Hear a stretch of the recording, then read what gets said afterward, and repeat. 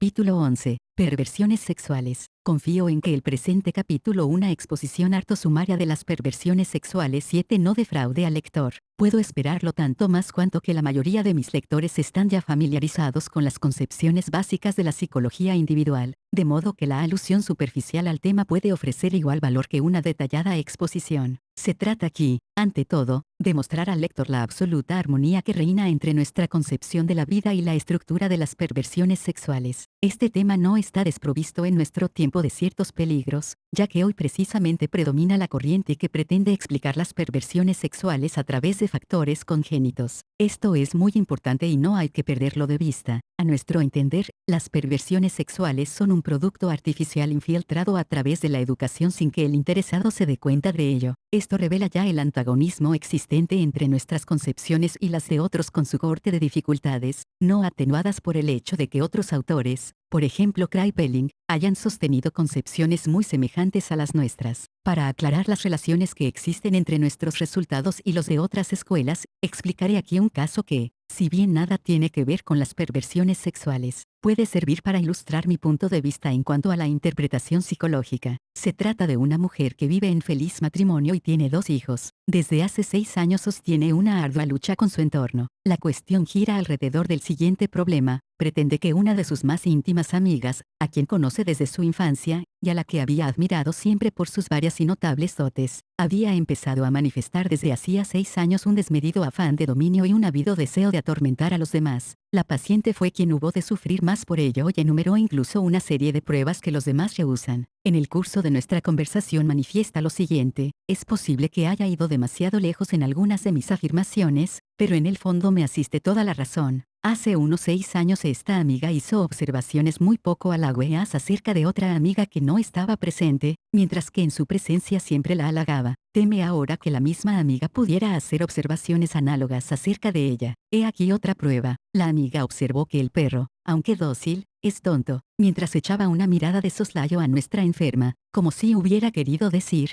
como tú. Los que rodeaban a la enferma se indignaron de la interpretación de aquellas palabras pronunciadas sin ánimo de ofensa, y tomaron el partido de la acusada. Ante otras personas siempre se muestra a esta señora acusada bajo 2 aspectos más favorables. Para fortalecer su propio criterio, la enferma declaró: fijaos cómo trata a su perro, le martiriza y exige que haga dificilísimos juegos de circo. Las personas de su familia opinaban así, pero se trata de un simple perro, y su conducta frente a él no puede ser equiparada con su conducta frente a las personas, con las cuales es bondadosa. Los hijos de la enferma querían mucho a la amiga en cuestión y se opusieron a la concepción de su propia madre. Hasta el marido negó rotundamente la posibilidad de otra interpretación que la de todos. No por eso la enferma dejó de encontrar nuevas pruebas de afán de dominio de la amiga, dirigido principalmente contra ella. No vacilé en declarar abiertamente que a mi parecer era ella quien tenía razón. Quedó encantadísima. Encontré luego una serie de indicios que confirmaban el afán de dominar de aquella, y, finalmente, mi impresión fue confirmada por el mismo marido. Entonces se aclaró que la pobre mujer tenía razón, solo que hacía un mal uso de su perspicacia. En lugar de comprender que existe una tendencia general más o menos encubierta a rebajar al prójimo y que es siempre preciso reconocer alguna buena cualidad en cada semejante, se había vuelto por completo contra aquella amiga, encontrando que en ella todo era censurable e irritable, y por ello su estado de ánimo cambió. Nuestra enferma poseía una fina intuición y pudo adivinar, aunque no comprender, mejor que los demás, lo que ocurría con su amiga. Lo que quiero decir con todo esto es que lo más fatal que a veces puede a uno ocurrirle es tener razón. Podrá parecer paradójico, pero quizá todos nosotros hayamos ya experimentado que el hecho de tener razón acarrea en ocasiones la desgracia. Imagínese lo que hubiera podido ocurrir si la señora de que venimos hablando cayera en manos de alguien carente de tacto. Se hablaría de delirio, de ideas paranoicas, y sería tratada en consonancia, con lo que empeoraría cada vez más.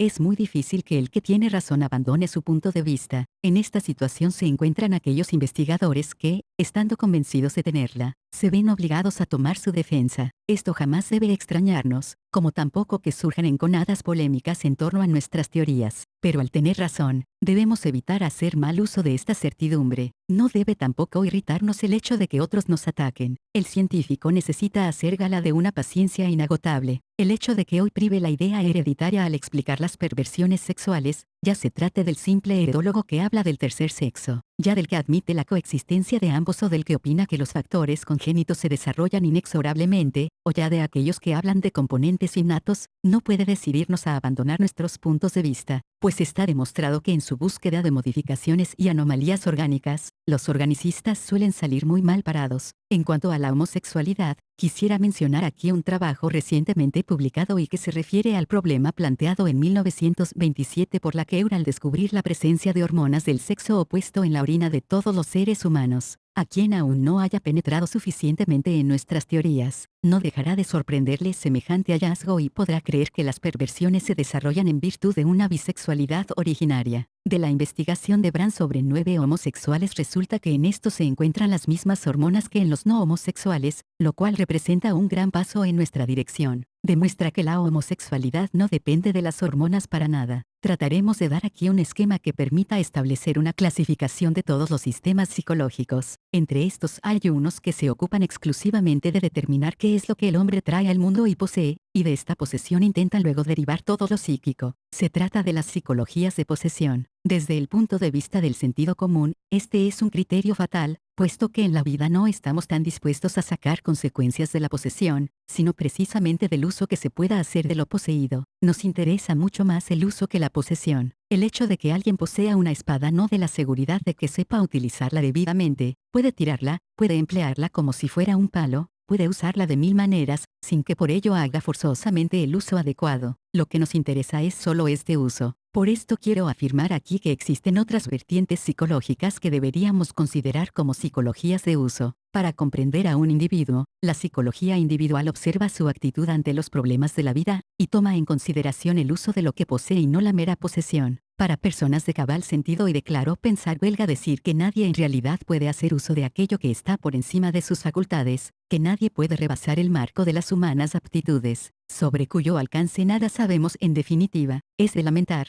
porque testimonia la intronización de la ignorancia en el campo de la psicología, el hecho de que nos veamos obligados a recordar cosas tan elementales. En cuanto al uso de las facultades, debemos observar lo siguiente. El más decisivo de todos los pasos hasta hoy dados por la psicología individual fue el de considerar la ley de movimiento en la vida anímica del hombre como característica de su peculiar modo de ser. Si bien es verdad que hemos tenido que inmovilizar el movimiento para poder percibirlo como forma, no lo es menos que hemos partido siempre del punto de vista de que todo en la vida es movimiento, encontrando que esto es lo correcto para poder ilegar a la solución de los problemas y a la superación de las dificultades. No se puede decir que el principio de placer contradiga lo que acabamos de afirmar, puesto que la tendencia al placer equivale a la superación de cualquier privación o sensación de desagrado. Si esto es así, tendremos que enfocar también bajo esta luz las perversiones sexuales, con lo cual quedará orientada la investigación hacia la observación del movimiento, de acuerdo con los principios de nuestra psicología individual. Pero he de subrayar que, aun cuando este método nos proporcione formulaciones y concepciones básicas sobre la estructura de las perversiones, no por ello queda suficientemente definido el caso particular,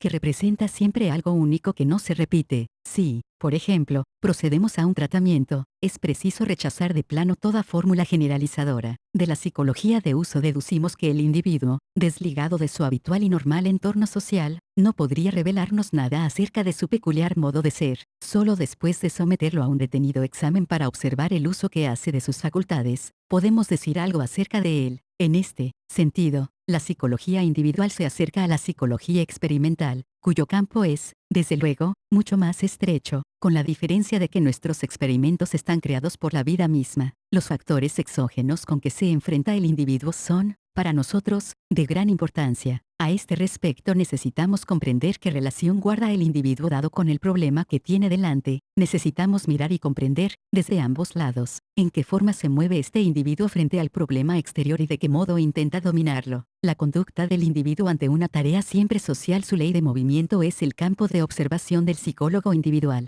En él podremos observar incontables variantes y matices. No es posible orientarse entre esta extraordinaria variedad sin reconocer con carácter provisional la existencia de lo típico, y ello con la plena conciencia de que lo que se supone como tal acusa siempre unas variantes que será preciso especificar luego con mayor precisión. La comprensión de lo típico ilumina tan solo el campo de investigación, iniciándose seguidamente la tarea más difícil, hallar lo individual. Esto requiere una finísima percepción que puede ser adquirida. Debe comprenderse, además, la dificultad subjetiva sentida por el individuo y la fuerza del problema presente en cada caso, lo cual no se logra sino poseyendo la suficiente experiencia social al mismo tiempo que una fina capacidad de identificarse con el estilo de vida del individuo, o sea, con la totalidad de su manera peculiar de ser. En esta ley de movimiento que nos es dable percibir podemos distinguir las 4 formas típicas que hemos descrito en mis 2 últimos trabajos de la Zeitschrift für Individualpsychologie. Prescindiendo de las demás formas de movimiento frente a los problemas de la vida amorosa, encontramos de manera sorprendente en las perversiones sexuales la línea de avance restringida. Dicha línea de avance no dispone de una amplitud normal, como más tarde se demostrará,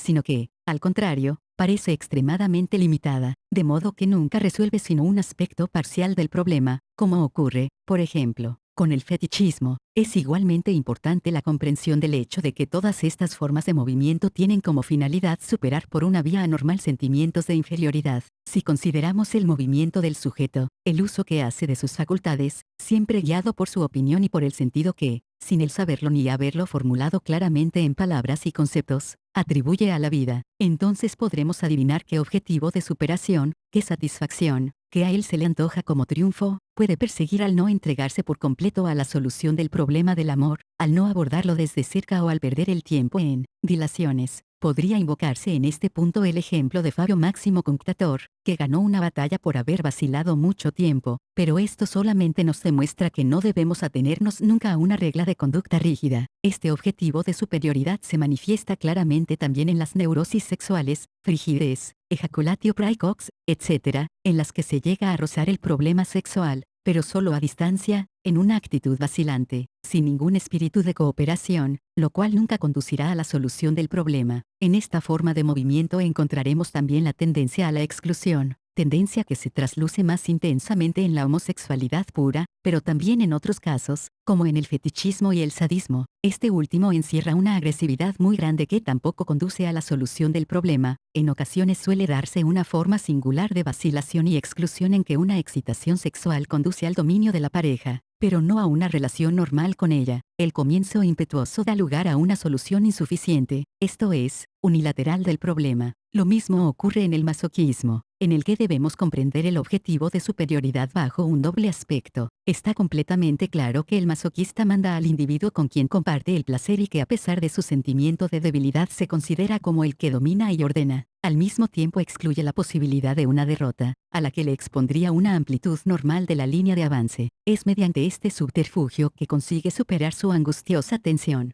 Considerando la actitud individual de una persona veremos que, si alguien sigue una forma de movimiento determinada, se producirá automáticamente la exclusión de otras formas de solución. Esta exclusión no es casual. De la misma manera que el proceso de movimiento ha sido ejercitado, también la exclusión es el resultado de un entrenamiento previo. No existe perversión sexual alguna sin entrenamiento. Claro está que esto no será reconocido sino por quien fije su atención en los movimientos que el individuo de referencia realiza. Tendremos que poner de relieve un segundo punto de vista. El proceso normal de movimiento sería aquel que nos condujera directamente hacia el nudo del problema para intentar su plena solución. En manera alguna encontraremos esta preparación si no sometemos los movimientos precedentes del individuo a un riguroso examen. Remontándonos, por ejemplo, hasta sus primeros años de vida, encontraremos que se ha formado, ya en aquel entonces, un prototipo bajo el impulso de influencias externas y sobre la base de aptitudes y posibilidades congénitas. Pero lo que el niño hará más tarde de todos estos influjos y de la vivencia de sus propios órganos, eso es imposible predecirlo. El niño obra aquí con absoluta libertad valiéndose de su propia energía creadora. Las posibilidades son innumerables. Nosotros hemos procurado ponerlas siempre de relieve negando al mismo tiempo su determinismo causal. No es exacto decir que un niño que viene al mundo con una debilidad del sistema endocrino llegará a ser forzosamente un neurótico, aunque existe cierta probabilidad de que, de un modo general, determinadas vivencias se manifiesten en un sentido aproximadamente parecido, a menos que adecuadas medidas educativas influyan en pro del contacto social. Tampoco las influencias del ambiente son de naturaleza tal que nos indiquen de antemano lo que el niño hará de ellas. Aquí, en pleno reino de la libertad y del error, existen 1000 posibilidades. Cada uno cometerá errores, puesto que nadie puede pretender poseer la verdad absoluta, pero es indudable que para llegar a ser una persona aproximadamente normal, el prototipo debe estar provisto de ciertos impulsos de colaboración. Todo el desenvolvimiento de una persona depende del grado de contacto que desarrolle con el mundo circundante en su tercero, cuarto o quinto año de vida. Ya en esta época se revela cuán capaces para estar con los demás. Si se examina las conductas desviadas desde este punto de vista, se llega a descubrir que todas las formas defectuosas de movimiento deben ser explicadas por la falta de capacidad de contacto. Hay más, su manera de ser peculiar obliga al individuo a protestar contra toda otra forma para la cual no se halle suficientemente preparado. Frente a tales personas debemos ser tolerantes, puesto que nunca han aprendido a desarrollar en ellos el grado necesario de interés social. Quien comprenda esto, comprenderá también que el problema del amor es un problema social que no puede ser resuelto por una persona que tenga poco interés en su pareja, ni por quien no esté hondamente penetrado de la conciencia de que participa también del desarrollo de la humanidad. Tales personas están regidas por una ley de movimiento diferente de la que rige para el que está acertadamente preparado para resolver el problema del amor. Así, pues, de todo pervertido podemos afirmar que no ha podido llegar a ser un verdadero compañero, en el sentido social del término. Las fuentes de error que hacen comprensible el estancamiento del niño por su falta de capacidad de contacto pueden ser puestas aquí de manifiesto. El mimo es el fenómeno de la vida social que más intensamente puede frenar y reducir la capacidad de contacto. Los niños mimados no tienen contacto, sino con la persona que los mima, y se ven obligados, por tanto, a excluir a todas las demás. En cada especial forma de perversión pueden ser descubiertas todavía otras influencias. Cabe decir que por el peso de tal o cual acontecimiento, el niño ha estructurado aquí su ley de movimiento. Todo pervertido muestra su ley de movimiento, no solo frente al problema sexual, sino frente a todas las pruebas de la vida para las cuales carece de preparación. Por eso se observan en los pervertidos sexuales todos los rasgos característicos de la neurosis: susceptibilidad, impaciencia, inclinación a explosiones afectivas, avidez, etc., como también la tendencia a justificar su perversión atribuyéndola a un impulso irresistible. Su afán de posesión nace del deseo de llevar a término el plan que les está asignado por su propia manera de ser, observándose como corolario una protesta tan enérgica contra las demás formas de vida, que otros individuos, en especial aquel con quien el pervertido comparte el amor, no dejan de correr ciertos peligros, sadismo y crimen sádico. Desearía mostrar cómo se puede poner de manifiesto el entrenamiento que conduce a una determinada forma de perversión sexual, y esta observación nos mostrará que ciertas perversiones pueden originarse de semejante entrenamiento. Sería erróneo buscar en él lo material, debemos comprender que también pueden realizarse entrenamientos en la esfera del pensamiento, así como en los sueños. Esta afirmación de la psicología individual tiene gran importancia, puesto que muchos autores creen que, por ejemplo, un sueño perverso es una prueba de homosexualidad innata. En cambio, el cómo interpretamos los sueños nos permitirá deducir que ese sueño de contenido homosexual precisamente forma parte del entrenamiento, de la misma manera que contribuye a desarrollar el interés hacia el propio sexo y a excluirlo cuando se trata del sexo opuesto. Pondremos de relieve el proceso de este entrenamiento en un caso observado en una edad en que aún sería prematuro hablar de perversión sexual, y relataré, además, 2 sueños para demostrar que la ley de movimiento suele exteriorizarse también en ellos. Quien esté provisto de conocimiento psicológico individuales, no vacilará en investigar la totalidad de las formas de vida en cada uno de sus minúsculos fragmentos. También en el contenido de los sueños debemos encontrar la infraestructura de las formas de vida, y no solo en las ideas de los sueños, que sin embargo son particularmente explícitas si son entendidas y correctamente relacionadas con el estilo de vida, ya que nos permiten comprender la actitud del individuo ante un problema dado, actitud que le es impuesta por su rígido estilo de vida. No quiero dejar de expresar el pensamiento de que nuestra labor se asemeja a la de un detective. No nos vemos favorecidos con todos los materiales que necesitaríamos para nuestra labor, y para determinar la unidad global de la persona debemos intensificar en sumo grado nuestra sagacidad y nuestra capacidad de adivinación. He aquí el primer sueño: me veo transportado a una época de guerra futura. Todos los hombres, e incluso los muchachos de más de 10 años, deben alistarse. Ya la primera frase revela al psicólogo individual que se halla en presencia de un niño que concentra su atención en los peligros de la vida, en la crueldad de los demás. Acontece ahora que una noche, al despertarme, me doy cuenta de que me encuentro en una cama de hospital. A la cabecera están sentados mis padres. La elección de esta imagen es una clara señal de que se trata de un niño mimado. Les pregunto qué ha pasado. Me dicen que es la guerra. Quisieran que yo no llegara a sufrirla, y por eso me han hecho operar, para transformarme en una muchacha. De esto se desprende cuán preocupados están los padres por él, y quiere decir,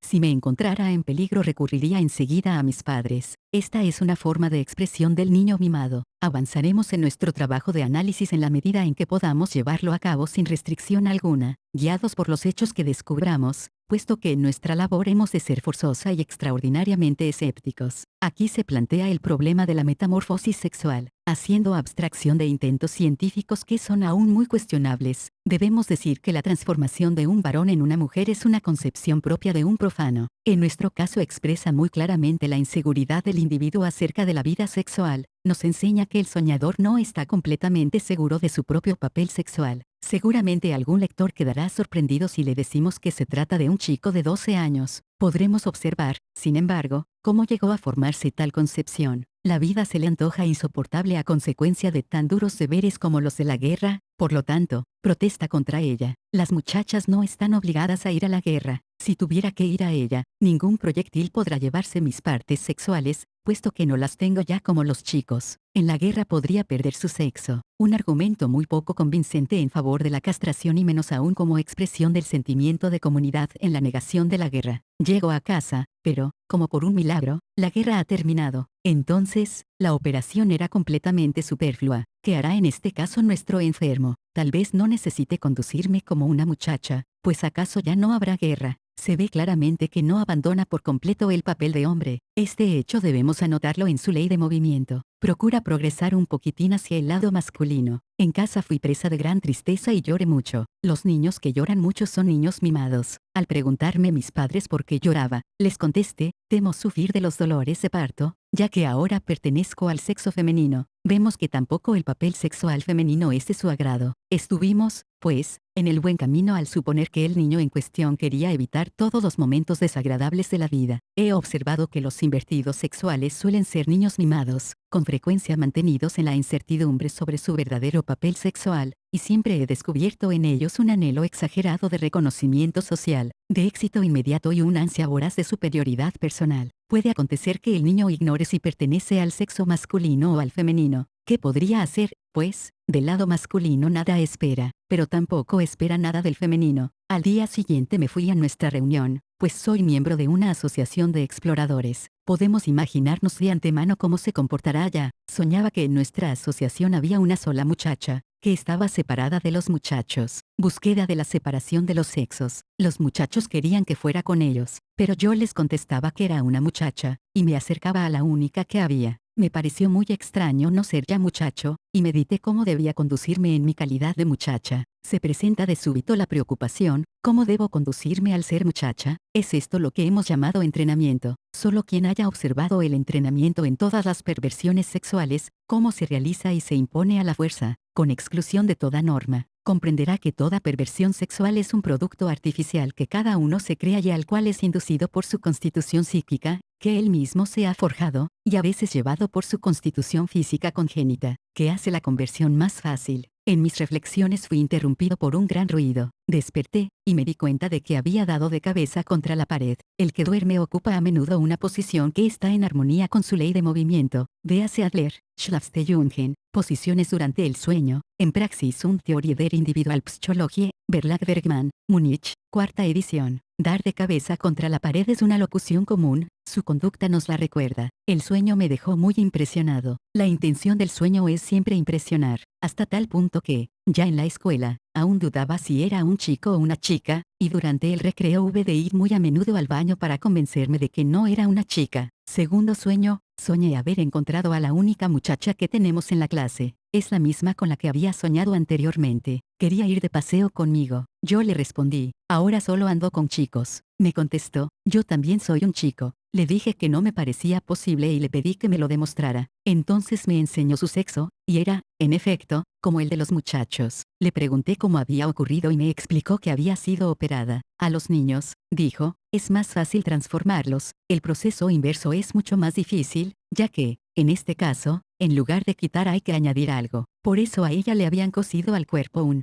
pene de caucho. Pero en este momento nuestra conversación fue interrumpida por una severa orden, levántate. Mis padres venían a despertarme. Con dificultad obtuve aún 5 minutos más de cama, pero como no soy ningún mago, no me fue posible ya reanudar el sueño, que se había esfumado. En un determinado tipo de niños mimados observaremos una gran propensión a caer en artificios mágicos. La hechicería les parece lo más importante del mundo, ya que quisieran obtenerlo todo sin esfuerzos ni pena. Tienen, pues, marcado interés por cuanto esté relacionado con la telepatía. Ahora veremos cómo intentó explicarse este sueño el mismo muchacho en cuestión. Había leído en relatos de guerra, sus partes sexuales volaron por el aire, También había oído hablar de que si uno pierde su sexo ha de morir forzosamente. Se desprende de ello la importancia que el joven asignaba a su sexo. En la cabecera de un periódico había leído, 2 criadas transformadas en 2 horas en soldados. Se trata, probablemente, de un caso de malformación de los órganos genitales que hasta entonces había pasado inadvertida. Para terminar,